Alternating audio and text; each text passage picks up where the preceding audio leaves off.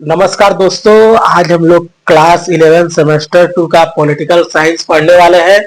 और आज हम लोग पढ़ेंगे नहीं बल्कि सारे इंपॉर्टेंट क्वेश्चन को आपको मैं बता दूंगा, ताकि आप आराम से घर में बैठ करके आराम से अपने एग्जाम की तैयारी करें। क्योंकि अब समय बहुत कम है, केवल और केवल इंपॉर्टेंट प्रश्नों को पढ़ करके आप अधिक से अधिक अंक प्राप्त कर सकते हैं। तो मैंने पहले जो चैप्टर है यानी कि फर्स्ट चैप्टर को जो है अच्छे से समझाकर मैंने आपको बता दिया है। आज मैं सेकंड जो चैप्टर है, अध्याय हमारा 2 है, उस चैप्टर से जितने भी इंपॉर्टेंट प्रश्न है जहां से एग्जाम में प्रश्न पूछे जाएंगे, 2 चैप्टर हो यानी कि आज मैं पॉलिटिकल साइंस का बुक का सारा चैप्टर, जितने भी आपके चैप्टर है, पता नहीं मुझे कितने चैप्टर है आपके, 6 चैप्टर है शायद।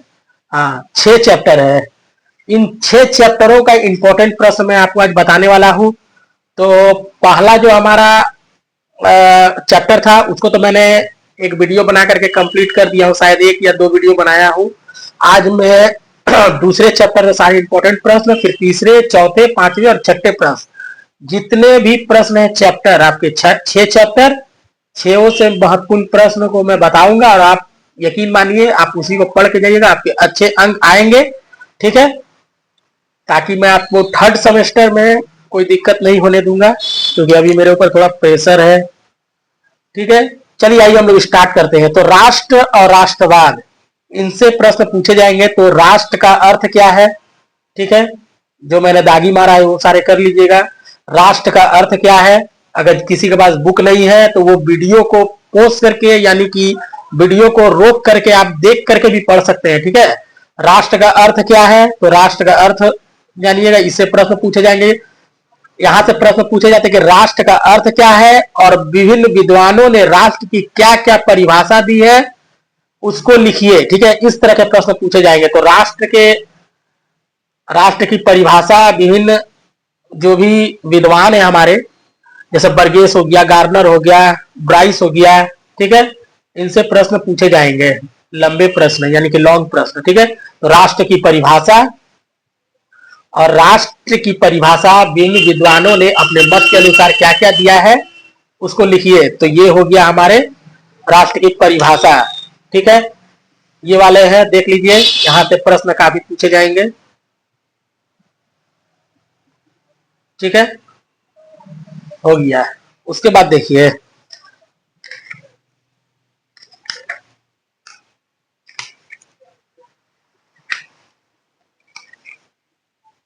उसके बाद राष्ट्रीयता का अर्थ क्या है, ये प्रश्न पूछे जाएंगे कि राष्ट्रीयता का अर्थ क्या है। ठीक है, उसके बाद पूछा जाएगा कि राष्ट्रीयता के तत्व क्या है। ठीक है, राष्ट्रीयता क्या है, राष्ट्रीयता के तत्व क्या है। ठीक है, क्या है? समान भौगोलिक क्षेत्र। ठीक, उसके बाद यहां पर है आपका, ये वाले सारे हो जाएंगे, समान कुल। ठीक है, समान भाषा, समान धर्म, समान राजनीतिक व्यवस्था। ठीक है, आर्थिक कारण, उसके बाद एक समान अधीनस्था। ठीक है, एक समान राजनीतिक अभिलाषा। ठीक है, ये वाले सारे। ठीक है, उसके बाद देखिए, राष्ट्रीयता का आत्मनिर्णय का अधिकार। ठीक है, ये प्रश्न इंपॉर्टेंट है, यहां से प्रश्न पूछे जाएंगे। राष्ट्र का आत्मनिर्णय का अधिकार, राष्ट्र का आत्मनिर्णय का अधिकार। ठीक है, ये प्रश्न काफी इंपॉर्टेंट है, दूसरा अध्याय से देख लीजिए। जिसके बुक नहीं है वो पोस्ट करके अपना देख लीजिए, इसीलिए मैं बता दे रहा हूं आपको। उसके बाद है,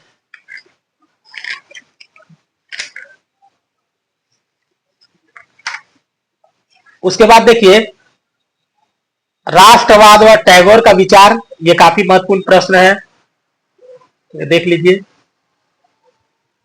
जिसका बुक नहीं है वो पोस्ट करके देख लीजिएगा। ठीक है,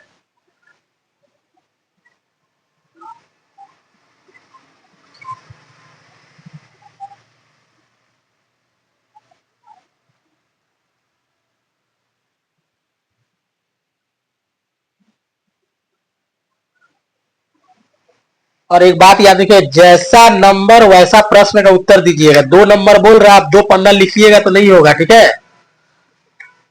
हो गया। अब तीसरा में हम लोग आ जाएंगे।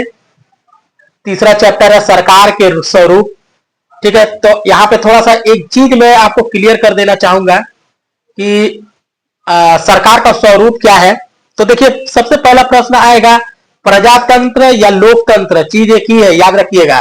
आपने प्रश्न पूछे कि प्रजातंत्र के बारे में बताइए या लोकतंत्र, ठीक है। लोकतंत्र हो या प्रजातंत्र, चीज एक। लोकतंत्र क्या है? भारत में लोकतंत्र है, यानी कि जनता के चुनाव के माध्यम से, यानी कि जनता मत देती है, उसके बाद सरकार चुना जाता है, यानी कि जनता के द्वारा चुना गया सरकार ही भारत पर जनता का प्रतिनिधित्व करता है। ये बात याद रखिएगा, यानी कि जनता चुनाव, सरकार का चुनाव कौन करती है? जनता के द्वारा, ठीक है। तो सरकार का चुनाव जनता के द्वारा, जनता के मत के द्वारा होता है, ठीक है। वही है लोकतंत्र, ठीक है। और राजतंत्र क्या है? तो राजतंत्र में केवल और केवल राजा का शासन होता है। कहीं कहीं पर तानाशाह रवैया है, उसको हम लोग अलग से पढ़ेंगे। तो देखिए, प्रजातंत्र क्या है? लोकतंत्र, ठीक है। जनता के लिए जनता के द्वारा शासन, ठीक है। अब्राहम लिंकन का ये मत है, ठीक है। यानी कि जनता ही सरकार की चुनाव करती है। कहीं ना कहीं प्रजातंत्र में जनता की बहुत महत्वपूर्ण भूमिका होती है सरकार को बनाने के लेकर के, जनता ही मत देती है। भारत में क्या इलेक्शन के माध्यम से सरकार का चुनाव होता है। यहां तक क्लियर है। अब देखिए, प्रश्न पूछा जा सकता है कि सरकार के कितने अंग हैं, ठीक है। सरकार के 3 अंग है। कौन कौन? विधायिका, देखिए सरकार के 3 अंग है। कौन कौन? विधायिका, कार्यपालिका, न्यायपालिका, ठीक है। समझ में आ गया। यहां से प्रश्न, लोकतंत्र क्या है बताइए? सरकार के कितने अंग हैं? तो 3 अंग है सरकार के। कौन कौन? विधायिका, कार्यपालिका, न्यायपालिका, ठीक है। यहां तक क्लियर हो गया, ठीक है। लोकतंत्र एक ही चीज है। लोकतंत्र में जनता के द्वारा सरकार का चुनाव होता है, यानी कि जनता का बहुत बड़ा योगदान है सरकार को चुनने का, यानी जनता मत देती है, फिर जाकर के सरकार चुन करके आती है और सरकार जनता का प्रतिनिधित्व करती है। यह तो कहीं ना कहीं सरकार को चलाने में जनता का प्रत्यक्ष या अप्रत्यक्ष रूप से सहयोग होता है। बात समझ में आ गया। लोकतंत्र क्या है? तो लोकतंत्र से प्रश्न पूछे जाएंगे। देखिए, लोकतंत्र की क्या विशेषता है, यह भी आप जान लीजिएगा, ठीक है। लोकतंत्र की क्या विशेषता है देख लीजिए। वयस्क मताधिकार हो गया, 1 नंबर हो गया। जनोन्मुखी शासन, वयस्क मताधिकार, ठीक है। तीसरा नंबर पॉइंट देख लीजिए, विचार अभिव्यक्ति की स्वतंत्रता, सामाजिक राजनीतिक समानता, ठीक है। मौलिक अधिकार, ठीक है। उत्तरदायित्व, स्वतंत्र एवं निष्पक्ष न्याय पालिका, ठीक है। बहुमत का शासन, ठीक है, हो गया। उसके बाद देखिए,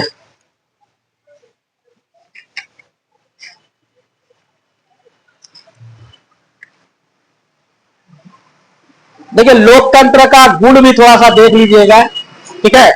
लोकतंत्र का गुण भी थोड़ा सा देख लीजिए, पढ़ लीजिएगा। चीज वही है, घुमा फिरा के, बस आपको पॉइंट याद कर दे। आप रटने मत बढ़ जाइएगा। आप लोग में खराबी है कि आप लोग रटने बढ़ जाते हैं। रटिएगा मत, जितना पॉइंट पॉइंट को याद रखिएगा और आप बना बना के आंसर लिखिएगा, नंबर आपको जरूर मिलेगा। पॉइंट, हिस्ट्री हो या पॉलिटिकल साइंस, हमेशा पॉइंट पर ही नंबर होता है।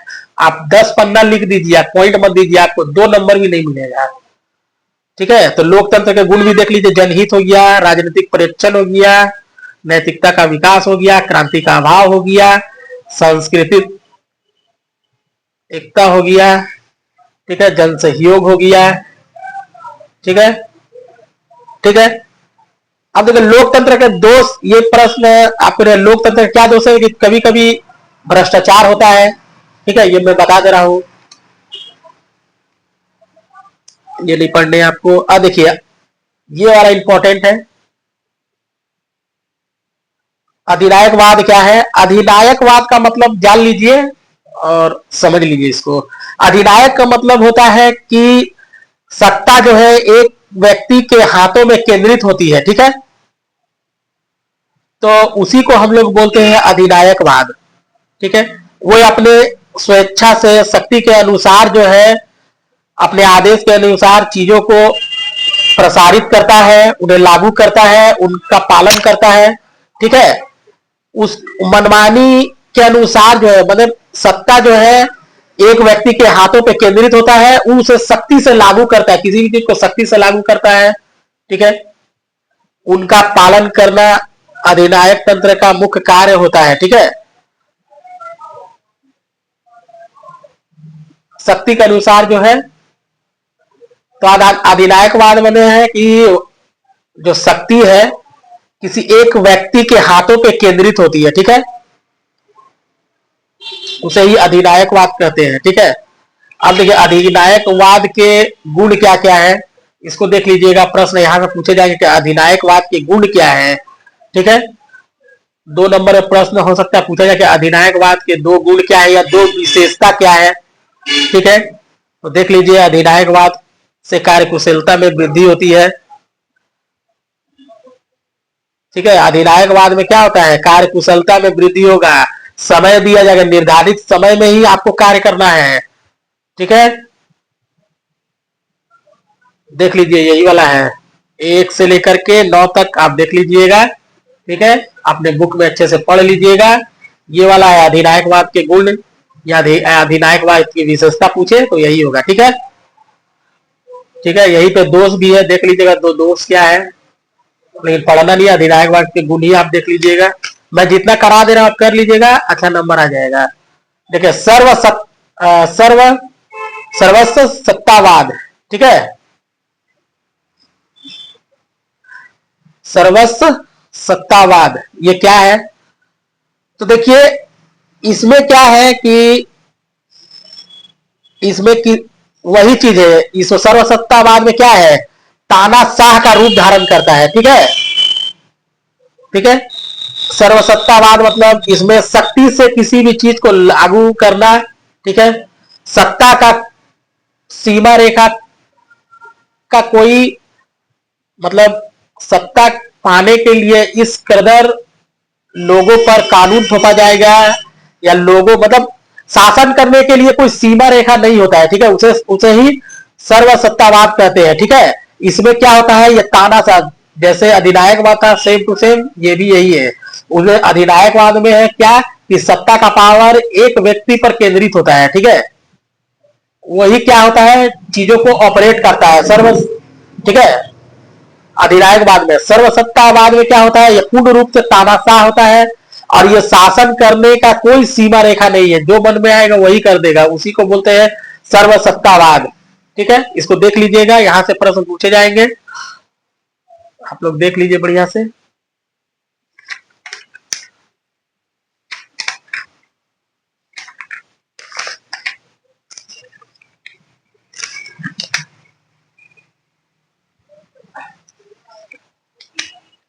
ठीक है, सर्वसत्तावाद, यहां से बस यही प्रश्न पूछे जाएंगे, और तो कुछ नहीं है इसमें। चलिए, ये वाला चैप्टर होता है समाप्त। अब है चौथा चैप्टर। चौथा चैप्टर है हमारा, चौथा चैप्टर से प्रश्न पूछे जाएंगे सत्याग्रह, यानी गांधी जी पर पूछे जाते हैं। सत्याग्रह पर महात्मा गांधी के विचार क्या थे। ठीक है, सत्याग्रह हम लोग हिस्ट्री में भी पढ़ते हैं, सत्याग्रह ये क्लास 12 में जब जाइएगा तो इसको आप पढ़िएगा, सत्याग्रह। ठीक है, तो सत्याग्रह पर महात्मा गांधी के क्या विचार थे, थोड़ा फट गया है, किसी ने इसको काट करके प्रोजेक्ट में चिपका दिया, मेरे स्टूडेंट का बुक है तो थोड़ा सा प्रॉब्लम हो सकता है, फिर भी आप देख लीजिए, आपके पास बुक होगा तो आप देख लीजिएगा। बस इतना ही, आपको ज्यादा इंपॉर्टेंट नहीं है, बस यहां से यहां तक सत्याग्रह पर महात्मा गांधी के क्या विचार है। ठीक है, ये वाले प्रश्न पूछे जाएंगे। उसके बाद देखिए सत्याग्रह के तत्व क्या है। ठीक है, देख लीजिए, सत्य एवं अहिंसा, आत्मपीड़ा। ठीक है, उसके बाद है यहां पर अस्ते। ठीक है, ये वाला है ब्रह्मचर्य और परिग्रह, शारीरिक श्रम स्वाद, स्वदेशी,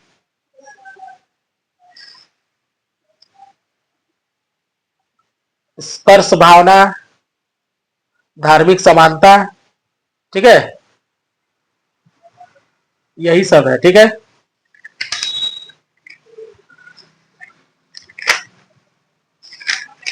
और कुछ नहीं इधर पढ़ना है।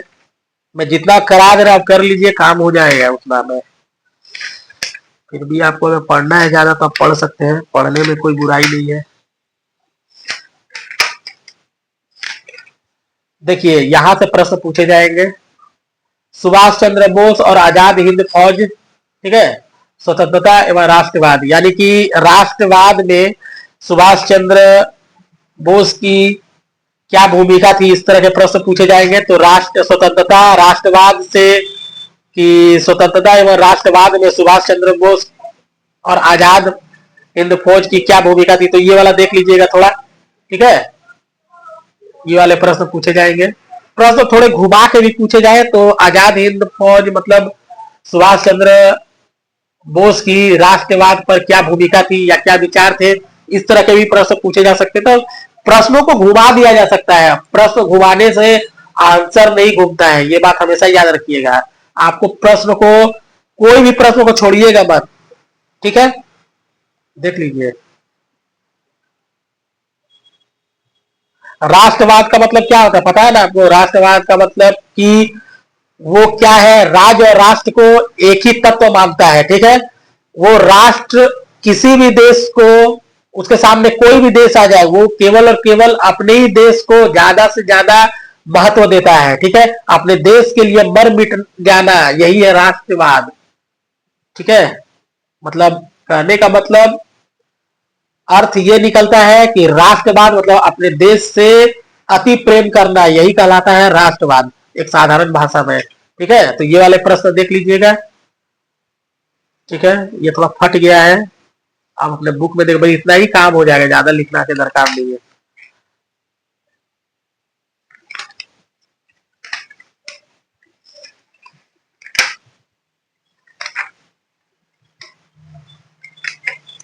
बस हो गया इस चैप्टर से इतना ही। अब देखिए मौलिक अधिकार। ठीक है, मौलिक अधिकार चैप्टर 5, मौलिक अधिकार क्या है? तो मौलिक अधिकार क्या है? भारत के संविधान में भाग 3 पर याद रखिएगा, भाग 3 अनुच्छेद 12 से 35 तक जो है भारतीय नागरिकों को जो है मौलिक अधिकार दिए जाते हैं। ठीक है, अगर मान लीजिए कि किसी भी व्यक्ति को सरकार के द्वारा इस मौलिक अधिकार पर या मौलिक अधिकार का हनन किया जाएगा तो इसके सुरक्षा के लिए सर्वोच्च न्यायालय का दरवाजा नागरिक खटखटा सकता है। बात समझ में आया? तो मौलिक अधिकारों की रक्षा सर्वोच्च न्यायालय के द्वारा की जाती है। तो भारतीय संविधान में कौन सा भाग में संविधान किस भाग में है मौलिक अधिकार? तो भाग 3 12 से 35। अगर किसी भी भारत के नागरिकों का भारतीय सरकार के द्वारा या किसी के द्वारा उनके अधिकारों का हनन किया जा रहा है तो व्यक्ति सर्वोच्च न्यायालय का दरवाजा खटखटा सकता है और सर्वोच्च न्यायालय उसके मौलिक अधिकारों की रक्षा कर सकती है। ठीक है, यहां तक क्लियर है मौलिक अधिकार में। और कितने प्रकार के मौलिक अधिकार है? तो मेरा ख्याल से 6 प्रकार का मौलिक अधिकार है। यह है आपका मौलिक अधिकार। ठीक है, एक है समानता का अधिकार, संवैधानिक उपचारों का अधिकार, स्वतंत्रता का अधिकार, ठीक है, संस्कृति और शिक्षा संबंधी अधिकार, शोषण के विरुद्ध अधिकार, धार्मिक स्वतंत्रता का अधिकार। तो कितना हो गया? 1 2 3 4 5 6। ठीक है, तो मौलिक अधिकार कितने प्रकार के हैं? तो 6 प्रकार के मौलिक अधिकार हैं। ठीक है, पहले 7 हुआ करता था, अभी 6 है, क्योंकि संपत्ति का अधिकार को 44वें संविधान संशोधन द्वारा हटा दिया गया है। ठीक है, मौलिक अधिकारों का वर्गीकरण, तो वर्गीकरण को नहीं पढ़ना है। तो मौलिक अधिकारों की संख्या 6 है। क्यों? क्योंकि संपत्ति का जो अधिकार है उसको 44वें संविधान संशोधन द्वारा हटा दिया गया, पहले 7 हुआ करता था, अभी 6 है। ठीक है, उसके बाद देखिए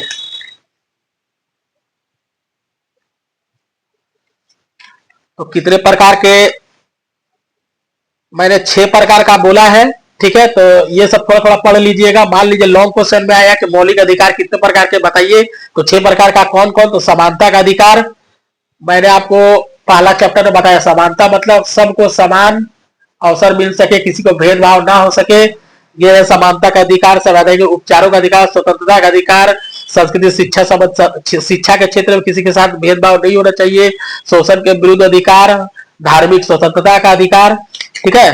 तो यहाँ पे दिया हुआ है समानता का अधिकार, थोड़ा थोड़ा लिख रहा है, पूरा ज्यादा नहीं लिख रहा है। जैसे मान लीजिए कि 6 प्रकार का जो है मौलिक अधिकार है, तो पहला है समानता का अधिकार, तो समानता का अधिकार थोड़ा सा लिख लीजिएगा, ठीक है।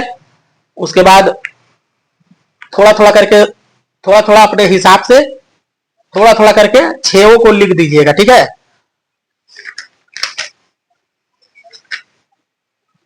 जैसे शोषण के विरुद्ध अधिकार, ठीक है, थोड़ा थोड़ा करके लिखना है।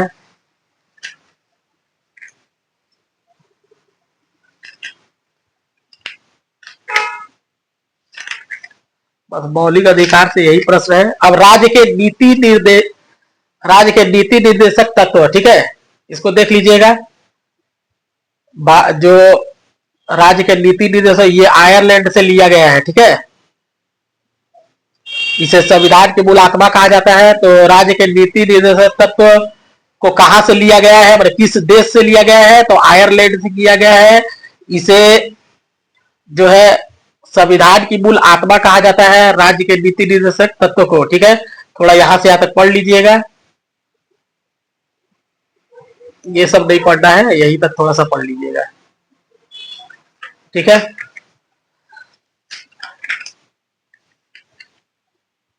उसके बाद देखिए मौलिक अधिकार और राज्य के नीति निर्देशक तत्व के में जो अंतर है उसको देख लीजिएगा, इंपॉर्टेंट है। मौलिक अधिकार एवं नीति निर्देशक तत्वों में क्या अंतर है, इसको देख लीजिएगा, ठीक है। यहां से यहां तक देख लीजिएगा, थोड़ा बहुत देख लीजिएगा, ठीक है। ज्यादा नहीं देखना है, अपने अनुसार देखना है।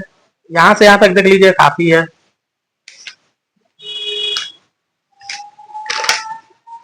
तो ये भी समाप्त हो जाता है। अब हम लोग आते हैं अंतिम चैप्टर पे, वो है 6ठा नंबर चैप्टर, चुनाव और प्रतिनिधित्व, ठीक है। सरल बहुमत प्रणाली इंपॉर्टेंट है। सरल बहुमत प्रणाली का मतलब है कि जिस भी प्रत्याशी है उसको सर्वाधिक मत प्राप्त हो जाता है और वो विजयी हो जाता है, उसे ही सरल बहुमत प्रणाली कहा जाता है, ठीक है।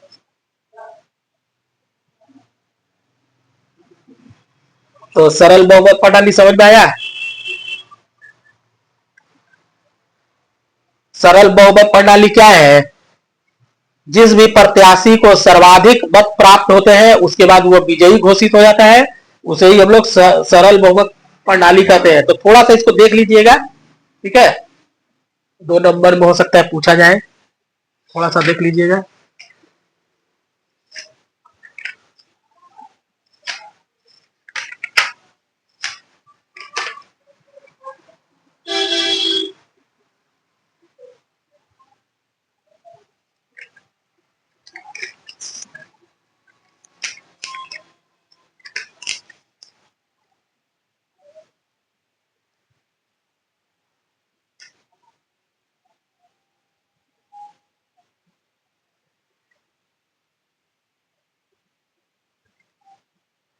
देखिए वही है सरल बहुमत प्रणाली, उसी इंग्लिश में लिखा गया है, first past the post system, ठीक है। तो इसे सरल बहुमत प्रणाली के जो लाभ क्या क्या है, तो इसको देख लीजिएगा। तो सरल एवं परिचित मतदान सूची, आसान एवं सुविधाजनक पसंद, ठीक है। सुविधाजनक के बाद हो जाएगा आपका मतदाता अपने प्रतिनिधित्व को जानते हैं, ठीक है। आज भी देखिएगा, जानते हैं ना कौन सा इलाका से कौन सा एमएलए खड़ा होगा, कौन सा एमपी खड़ा होगा। उसके बाद संसदीय सरकार सुचारू संचालन, उसका विभिन्न सामाजिक समूह के मतदाताओं को एक साथ आने के लिए प्रोत्साहित करना, ठीक है, ये वाला हो गया। तो सरल बहुमत प्रणाली के क्या क्या लाभ है, यानी फास्ट, इसको इंग्लिश में लिखा गया है, ठीक है। First past the post system, ठीक है। सरल बहुमत प्रणाली जो अभी पढ़े ना, उसी का इंग्लिश रूप है। यानी कि देख लीजिए यहाँ पे, कंफ्यूजन मत होइएगा, कभी कभी अंग्रेजी में दे देता है। देखिए सरल बहुमत प्रणाली, first past the post system लिखा हुआ है ना। तो सरल बहुमत प्रणाली क्या है और सरल बहुमत प्रणाली के क्या लाभ है। कभी कभी अंग्रेजी में अगर घुमा दे प्रश्न तो ऐसे घुमाएगा कि first past the post system क्या है, ठीक है, इसके क्या लाभ है, ठीक है, समझ आया ना। उसके बाद देखिए चुनाव आयोग, देखिए चुनाव आयोग, यहां से प्रश्न पूछा जाता है कि चुनाव आयोग क्या है, ठीक है, उसके संरचना क्या है, चुनाव आयोग का कार्य क्या है। तो यहां से प्रश्न पूछा जाता है कि चुनाव आयोग के कार्य क्या है। कभी कभी पूछा जाता है चुनाव आयोग की संरचना कैसे हुई है, ठीक है। तो आइए हम लोग इसको पढ़ते हैं, चुनाव आयोग।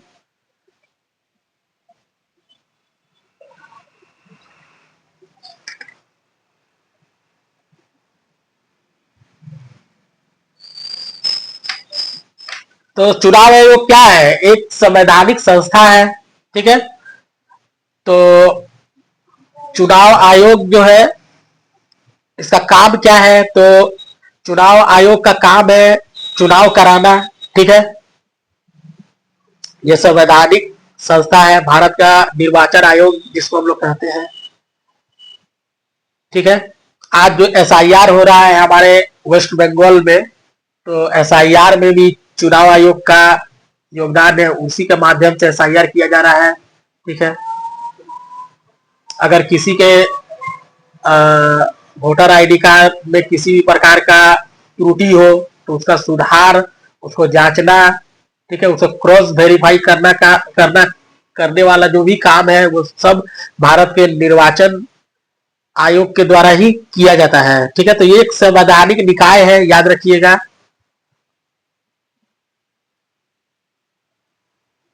और इसकी स्थापना 25 जनवरी 1950 को की गई थी, ठीक है।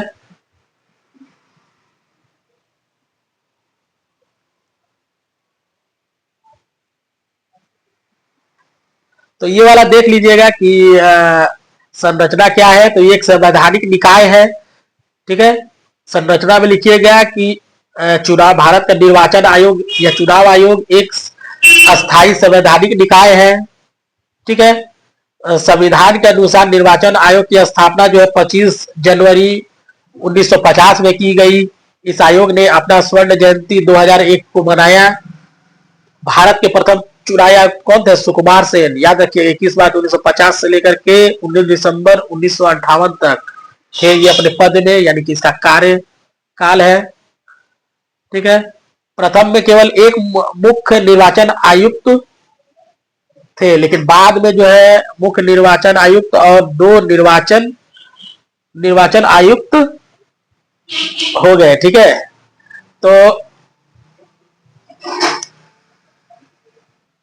तो यहां तक समझ में आया। तो यही देख लीजिएगा, इसके निर्वाचन आयोग या चुनाव आयोग एक ही चीज है, ठीक है। तो इसकी स्थापना कब होती है, 1900, ये थोड़ा सा देख लीजिएगा जो मैंने बताया आपको, ठीक है।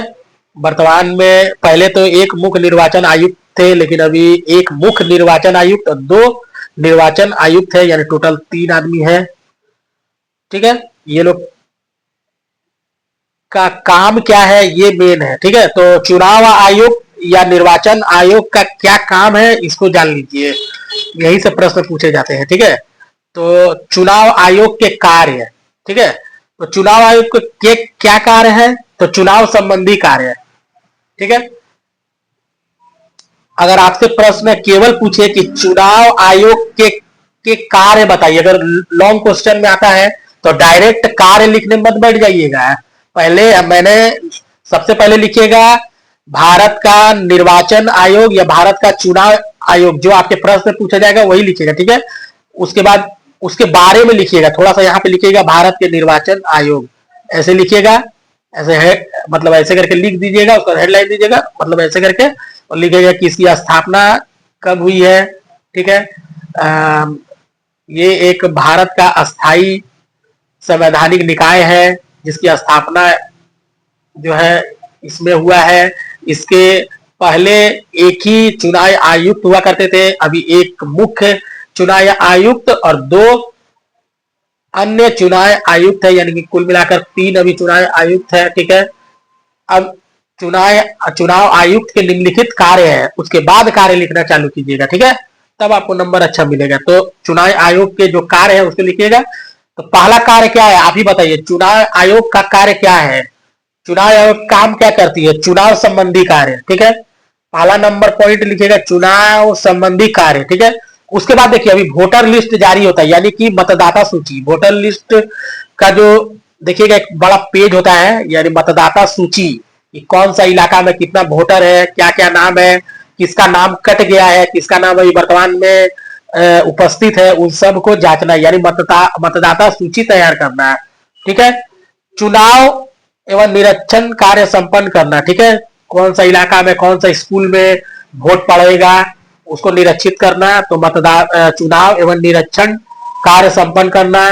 ठीक है, उसके बाद देखिए अब याद रखिए जब चुनाव होता है तो चुनाव के संबंध में अतिरिक्त राज्य पुलिस होते हैं। ठीक है, राज्य पुलिस के साथ साथ केंद्र सरकार के द्वारा जो पुलिस होते हैं, यानी कि केंद्र वाहिनी।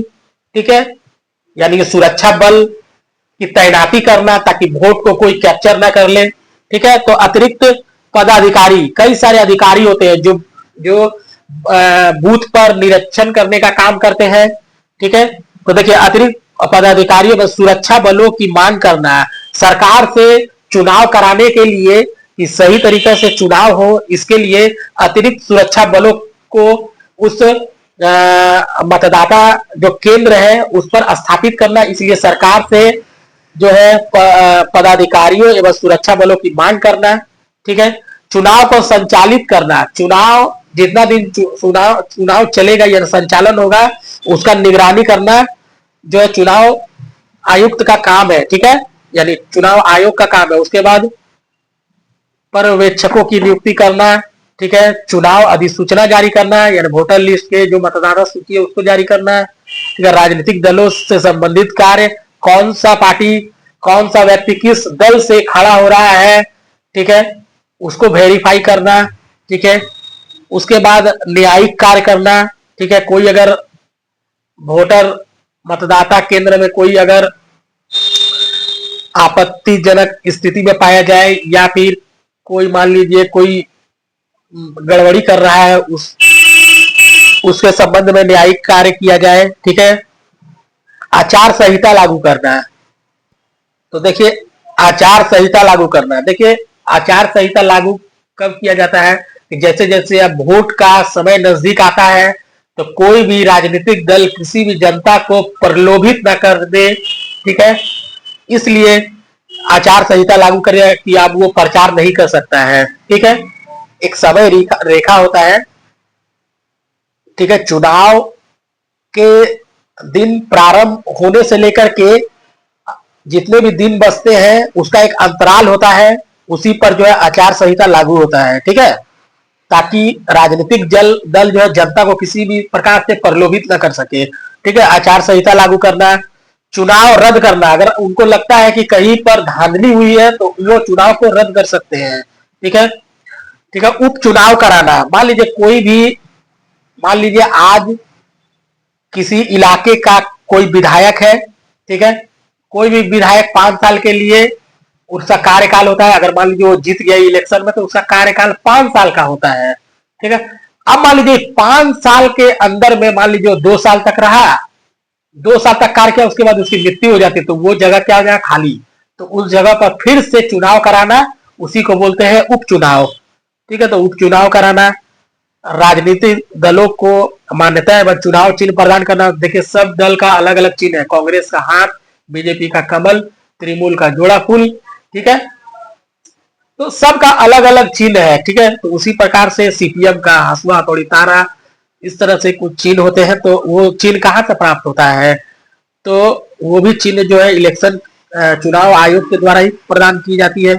उम्मीदवारों को आयोग घोषित करना, मतलब उम्मीदवार माफ कीजिएगा, उम्मीदवारों को अयोग घोषित करना। अयोग मतलब कौन योग्य है कौन अयोग्य है, इसका निर्धारण भी जो है इलेक्शन कमीशन यानी चुनाव आयोग के द्वारा किया जाता है। ठीक है, चुनाव क्षेत्र का परिसीमन करना है। ठीक है, तो चुनाव क्षेत्र का परिसीमन करना यानी क्षेत्र भ्रमण करना चुनाव आयोग का काम है। ठीक है,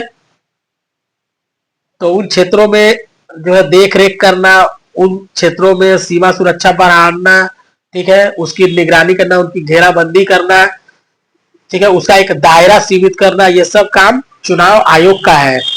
ठीक है, उसके बाद तो ये समाप्त हो गया और चैप्टर भी समाप्त। दोस्तों आशा करते हैं कि आपका एग्जाम अच्छे से जाए। मैंने जितने भी प्रश्नों को बताया है आप जा करके जो है जरूर अपने बुक से पढ़ लीजिएगा, समय भी बचेगा।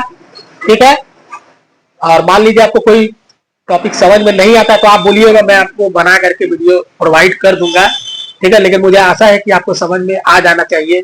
ठीक है, तो निर्वाचन आयोग से प्रश्न पूछे जाते हैं। ठीक है, तो क्योंकि सामने इलेक्शन भी है तो इस तरह के प्रश्न पॉलिटिकल साइंस में पूछे जाने चाहिए। ठीक है, तो आप आशा करते हैं कि ये वीडियो आपको अच्छा लगा है। उसी प्रकार से ज्योग्राफी के भी सारे इंपॉर्टेंट प्रश्नों को मैं बता दूंगा। ठीक है, हम लोग मिलते हैं एक नए वीडियो, तब तक के लिए धन्यवाद।